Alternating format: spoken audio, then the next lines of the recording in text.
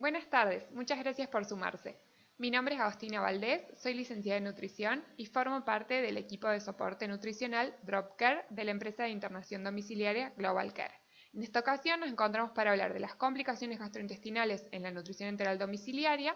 Para ello, primero veremos una breve presentación sobre la incidencia de estas complicaciones y qué dice la bibliografía respecto a su etiología y resolución, y luego dejaremos un espacio abierto para cualquier consulta o experiencia que nos quieran compartir.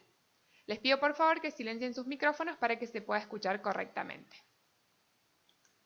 Un poco para introducir, la nutrición enteral es el método que permite nutrir a los pacientes que conservan la función del sistema digestivo, pero que no pueden alimentarse de manera natural o al menos no pueden hacerlo de manera exclusiva. El hecho de que los propios pacientes o sus cuidadores puedan administrarla en su domicilio es lo que se conoce como nutrición enteral domiciliaria. Esta terapia está dirigida a personas con riesgo nutricional o desnutrición y tiene por objetivo mejorar el peso corporal, mejorar el estado funcional y o mejorar la calidad de vida. Esto lo vamos a elegir de acuerdo al tipo de paciente con el que estemos trabajando y en qué estado se encuentre. Entonces, está indicada en los pacientes que no cubren sus requerimientos por vía oral, como dijimos anteriormente, poseen un tracto gastrointestinal funcionante, presentan estabilidad clínica, tienen requerimiento de soporte a largo plazo y es factible de realizarlo en su domicilio. Está contraindicada en los pacientes que tienen expectativa de vida menor a un mes, porque es probable que en estos pacientes los riesgos de la nutrición enteral superen a los beneficios. Cuando presentan desórdenes gastrointestinales y o metabólicos, es decir, que no se encuentran clínicamente estables, si el paciente o el responsable no están de acuerdo en realizar esta terapia, o si existen dificultades para adherir al tratamiento, que sobre todo tienen que ver con la infraestructura o la ubicación de los domicilios. Debido a que el número de pacientes con nutrición enteral domiciliaria es cada vez mayor, en el año 2007 se reglamentó la resolución 1548, que es la guía de práctica clínica de soporte nutricional en pacientes hospitalizados y domiciliarios.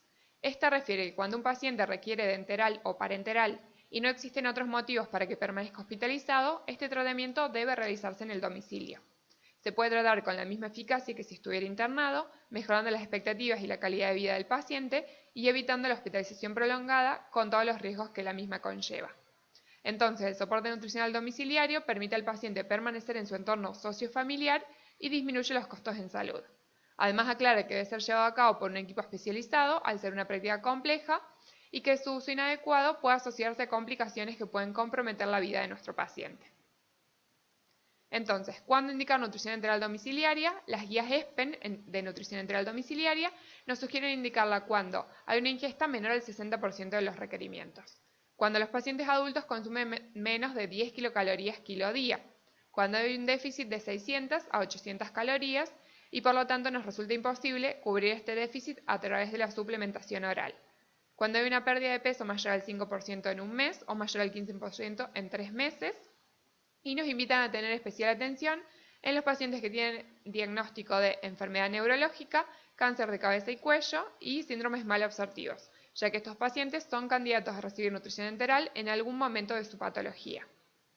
Para ayudar a la tarea del cálculo de los requerimientos, nuestro equipo desarrolló una calculadora que reproduce los cálculos que se hacen de forma manual por los profesionales que hacen soporte. Esta calculadora arroja resultados en términos de calorías y proteínas totales por día, según fuentes de referencia que vamos a ver a continuación, y se puede emplear en el ámbito clínico, tanto en pacientes adultos como pediátricos, ingresando datos sencillos que por lo general disponemos, como son el peso, el estado nutricional, el sexo y el estado clínico. Creemos que les puede resultar de mucha utilidad, ya que es una herramienta muy práctica, sencilla de utilizar, que permite la estimación inicial de los requerimientos, y pretende ser una referencia o una aproximación, siempre teniendo en cuenta que los requerimientos pueden variar en situaciones individuales particulares, por lo que no reemplaza la consulta con un nutricionista, pero sí nos puede servir como una referencia rápida. Además, al ser digital, nos permite un fácil acceso desde distintos dispositivos. Ahora se les voy a mostrar a continuación, ustedes pueden entrar a través del link que les vamos a mandar por el chat. Entonces, cuando entran en ese link, se van a encontrar con esta calculadora. Por defecto va a salir para paciente adulto, pero si no podemos seleccionar paciente pediátrico. En el caso de los pacientes adultos está basada en el cálculo directo y los datos que nos pide son el peso, por ejemplo si tengo un paciente de 70 kilos, cuál es su estado nutricional, desnutrido, normopeso u obeso, podemos elegir normopeso, y cuál es su condición, crítica o estable. Si ponemos estable y ponemos calcular, nos va a dar cuál es el requerimiento calórico en términos de calorías día y cuál es el requerimiento proteico en términos de gramos de proteína día. Si ponemos volver a calcular, en el caso de que tengamos un paciente obeso, por ejemplo que pese 120 kilos, estado nutricional sea obeso y el paciente sea crítico, la calculadora nos va a pedir un dato adicional que es el peso ideal, que se puede calcular a través de cualquier fórmula simple, por ejemplo 25, que sería el IMC, multiplicado 2 veces por la talla en metros. Supongamos que este paciente tiene un peso ideal de 70 kilos. Lo vamos a ingresar porque necesita este dato para poder calcular el requerimiento proteico. Entonces ponemos calcular y nos va a arrojar los resultados en términos de calorías día y gramos de proteína día. Ponemos volver a calcular y ahora elegimos un paciente pediátrico. Va a estimar los requerimientos basado en la RDA FAOMS del año 2005. Y los datos que nos va a pedir son la edad, que puede ser en meses o en años. Por ejemplo, si elegimos meses, tenemos un paciente de 6 meses. ¿Cuál es su peso actual? En kilos, 8 kilos. ¿Cuál es el sexo? Elegimos masculino. Y nos pregunta si está desnutrido o no. Si ponemos que no, ya podemos calcular. Y nos va a dar entonces las calorías día que necesita ese paciente y los gramos de proteína día que necesita ese paciente. En el caso de que tengamos un paciente desnutrido, por ejemplo, que tenga 6 meses y su peso actual sea 4 kilos, sexo masculino y sí esté desnutrido, entonces nos va a requerir un dato adicional que es el peso teórico. Que el peso teórico se puede sacar de las guías de crecimiento buscando para menores de un año el percentil 50 o el desvío estándar 0 de peso para la edad y para mayores de un año el percentil 50 o el desvío estándar 0 de peso para la talla o IMC para la edad. Supongamos que su peso teórico es 8 kilos, entonces vamos a poner calcular y la calculadora nos va a arrojar cuál es la meta calórica y la meta proteica para ese paciente que se encuentra desnutrido. Bueno, como verán es muy sencilla de utilizar, esperamos que les pueda resultar de utilidad en su práctica diaria. Bueno, y volviendo a los domicilios, nuestro equipo en cada domicilio está formado por una enfermera o un enfermero, una nutricionista, una médica clínica o una pediatra de acuerdo a la edad del paciente. Desde julio de 2020 a la fecha, 92 pacientes contaron con soporte nutricional domiciliario, de los cuales 47 recibieron nutrición integral exclusiva. Dentro de estos, el 57% se correspondió al sexo femenino y un 43% al sexo masculino.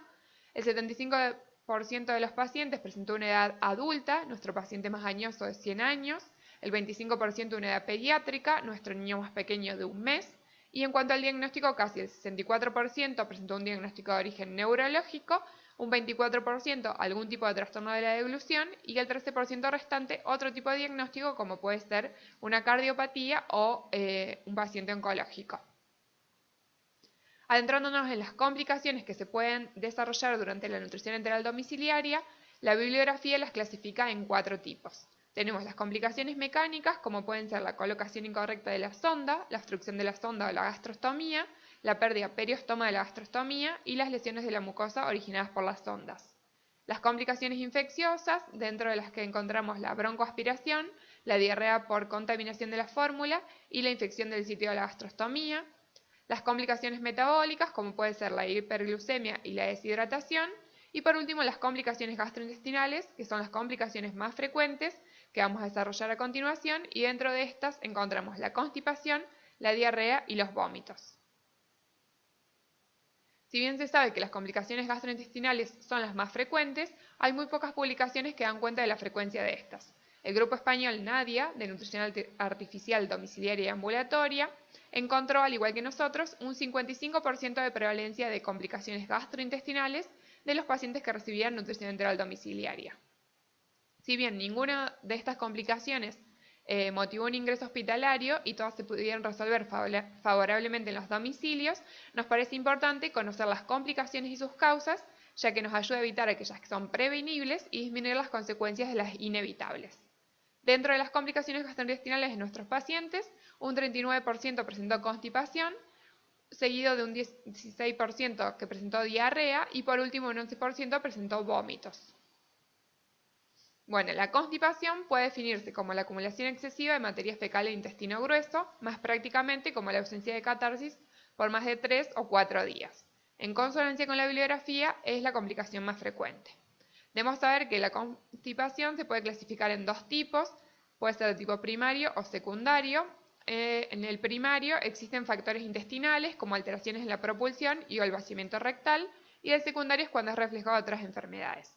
Primero debemos descartar todas las causas que pueden originar una constipación secundaria para luego diagnosticar una constipación primaria que es de origen idiopática. Entre las causas podemos encontrar la inmovilización. Los pacientes ancianos y los pacientes encamados son los más propensos a padecer estreñimiento.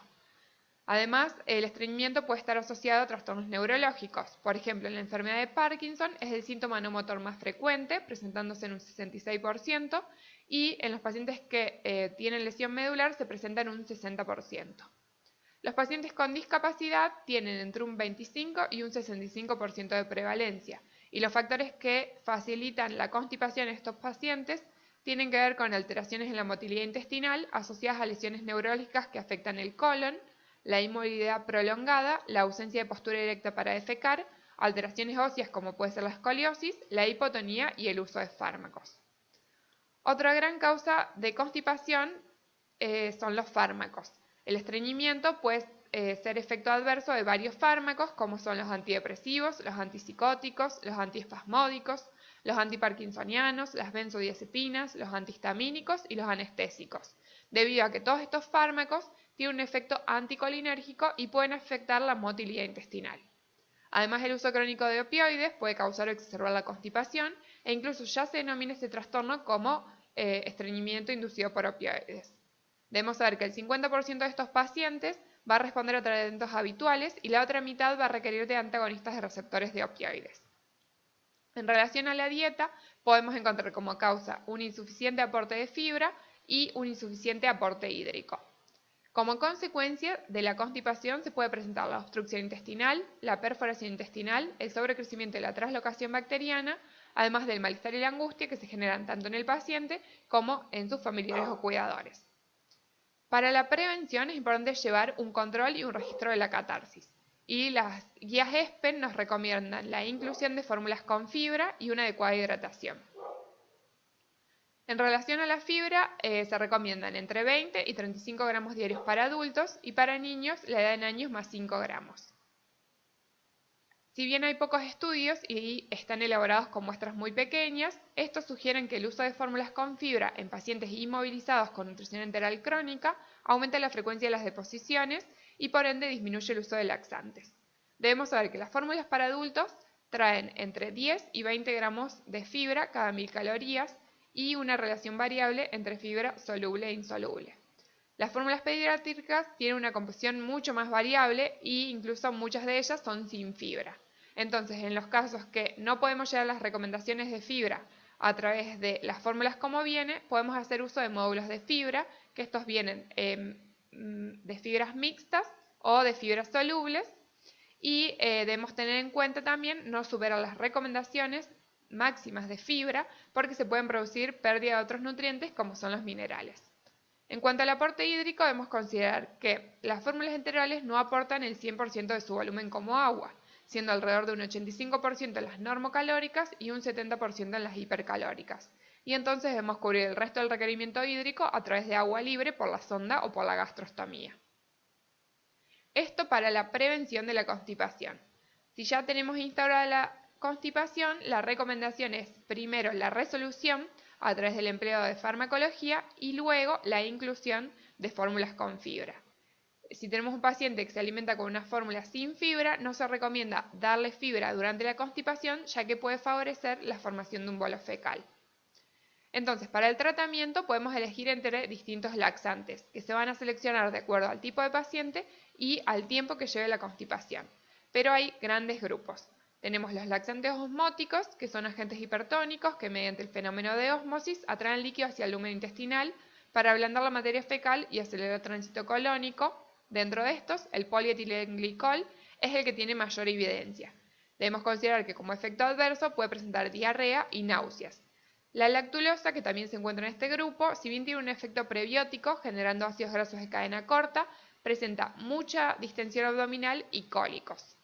Otro tipo son los laxantes estimulantes, como pueden ser el picosulfato de sodio o el bisacodilo, que provocan de forma directa un aumento de la peristalsis colónica y favorecen la secreción de agua y electrolitos.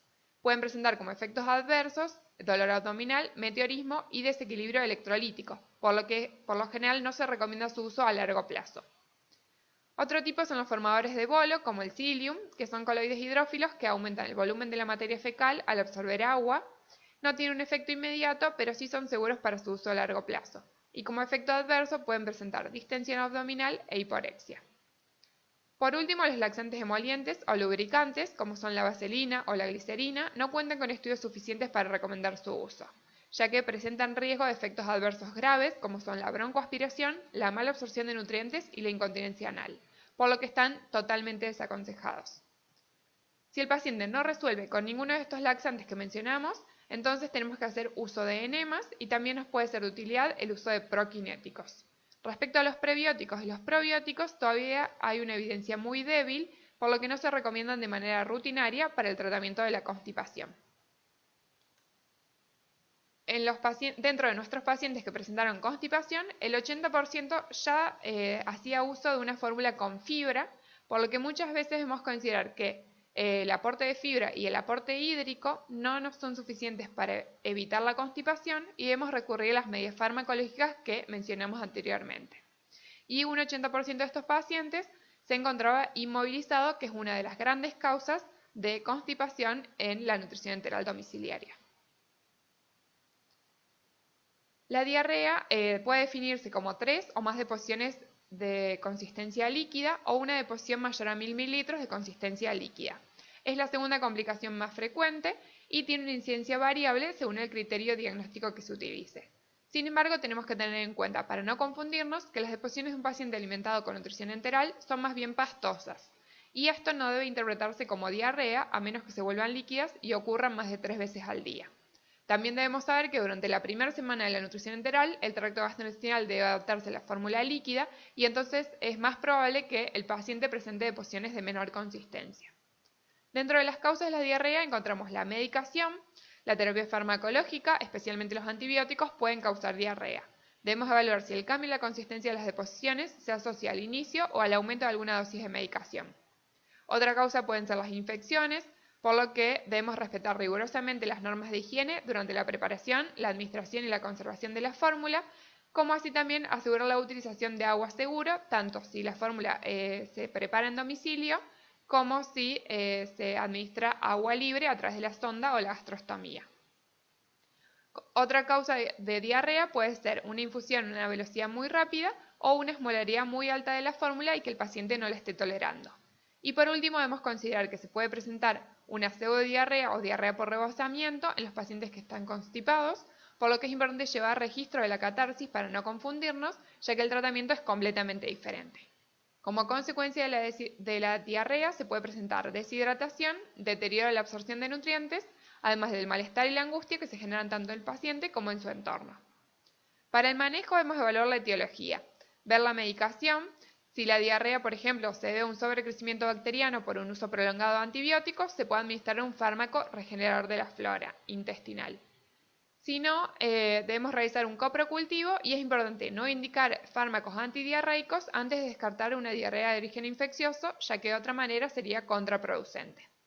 Para el tratamiento debemos saber que la diarrea no es motivo de suspensión de la nutrición enteral, sino lo que se debe hacer es disminuir la velocidad de infusión a la mitad de la que anteriormente toleraba el paciente. Por ejemplo, si nuestro paciente se alimentaba a 100 mililitros hora, debemos reducirla a 50 mililitros hora.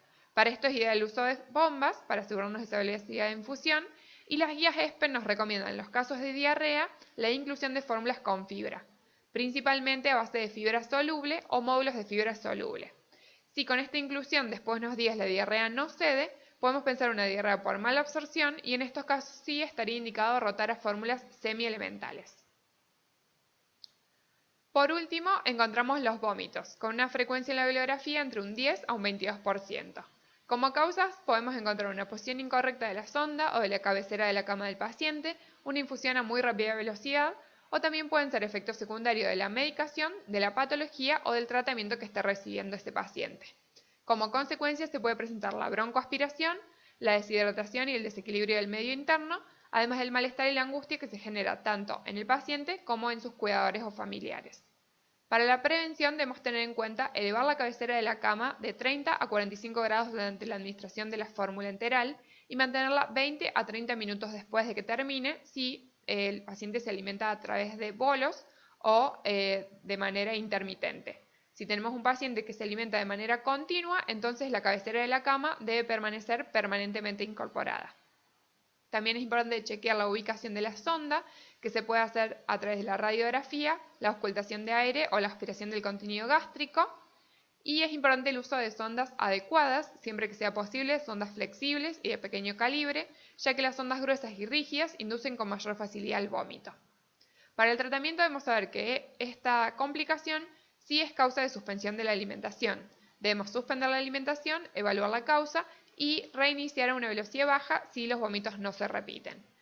Para esto es ideal el uso de bombas para asegurar la velocidad de infusión y aunque la nutrición domiciliaria es principalmente intermitente o por bolos, en algunos casos de intolerancia se debe administrar de forma continua.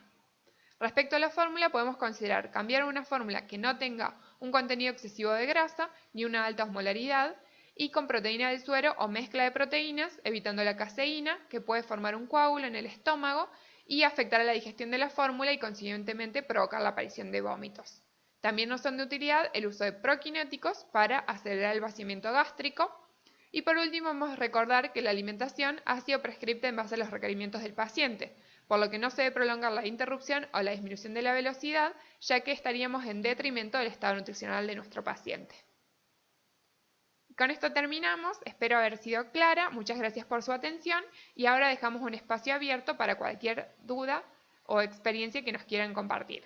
También recordamos que el webinar va a quedar grabado, después les vamos a mandar el link a través del cual pueden acceder. Muchas gracias.